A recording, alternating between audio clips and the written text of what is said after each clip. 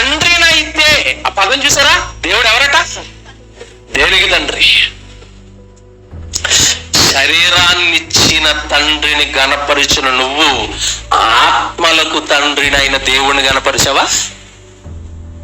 నీకు అర్థమైందో లేదో? మీ నాన్న దేహం ఇచ్చాడండి. మా నాన్న నన్ను కన్నాడు, మా నాన్న నన్ను పెంచాడు, నా నాన్న గొప్ప చేశాడు, నాకు చదువు చెప్పించాడు, ఇదిగో నాకు ఒక మంచి భర్తనిచ్చాడు, పెళ్లి చేశాడు, ఎప్పటికే మా నాన్న నా పెళ్లి అప్పులు కడుతున్నాడు. ఆడపిల్లలు చాలా ప్రేమ చూపిస్తారు నాన్న మీద.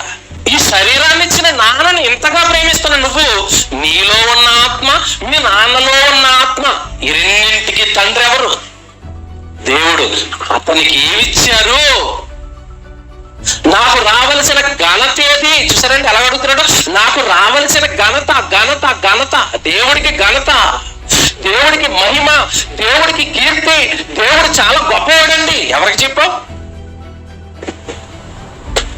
దేవుడు నాకు తండ్రి అండి. నా తండ్రి గురించి నేను చాలా గొప్పగా చెప్పాను. ఎవరున్నారండి భూమి మీద? నేను తండ్రినైతే నాకు రావలసిన ఏది? మనుషుల నుండి దేవుడికి రావాల్సిన ఘనత ఏదండి? ఆత్మలకు తండ్రి కదండి. నా మహిమ నిమిత్తమే నేను మిమ్మల్ని పుట్టించాను, నాకు ఘనత తీసుకురావడానికి నేను మిమ్మల్ని పుట్టించాను అన్నప్పుడు ఏ వ్యక్తి ఈ రోజు దేవుని ఘనపరుస్తున్నాడు, మహిమపరుస్తున్నాడు, దేవుడికి కీర్తి ప్రతిష్టలు తీసుకుని వస్తున్నాడు? మీరు చెప్పండి.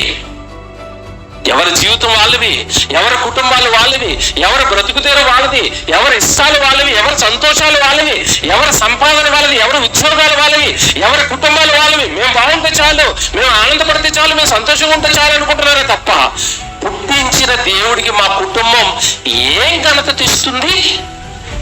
ఇప్పటి వరకు దేవుడికి ఏం కీర్తి తీసుకొచ్చాం మనం మన కుటుంబం పేరుతో? ఏమండి ఈ ఆలోచనలే మనుషుల్లో?